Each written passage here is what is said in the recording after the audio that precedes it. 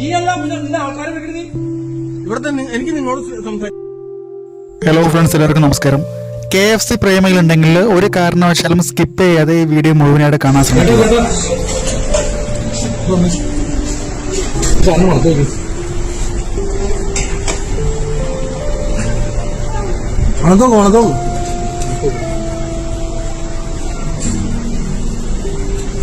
ഇപ്പൊ അരമണിക്കൂറായിട്ടുള്ളൂ കേട്ടോ മേടിച്ചിട്ട്.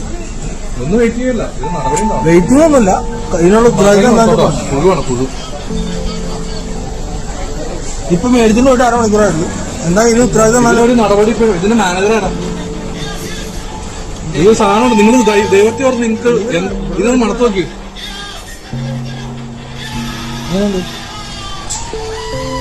തോന്നില്ല ഇങ്ങോട്ട് നോക്കാം. ഇങ്ങനെ ചീഞ്ഞ സാധനം കൊടുക്കാൻ ചേട്ടന് മണം കിട്ടിയില്ലേ?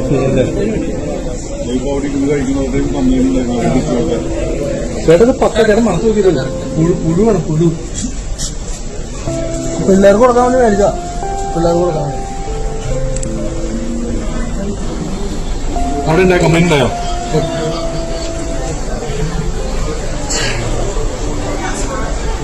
മാഡം ഇത് ഈ സാധനമാണ് നിങ്ങൾ ചെയ്യണം.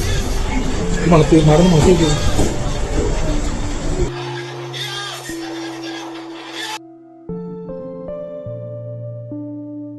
സത്യം പറഞ്ഞാൽ ഞാൻ KFC കഴിച്ചിട്ടില്ല, അതുകൊണ്ട് എനിക്കിപ്പോൾ ഒരു അഭിമാനം തോന്നുന്നുണ്ട്.